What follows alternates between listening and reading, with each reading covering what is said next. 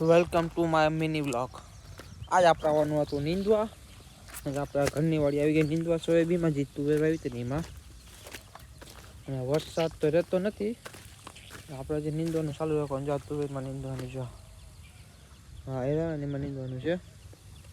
ખડ બહુ થઈ ગયું છે આપણી આરાના લીધે. નીંદવાનું છે આમાં. અને બાજુમાં જો માંડવી નીંદે છે.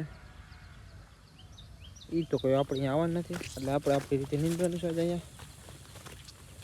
અને આપણા માણસો આવી જાય એટલે કોઈ મૂલી નથી. ઘરના જ છે 3-4 જણા. એ કંઈ લાંબુ ચોડી કરવાનું નથી.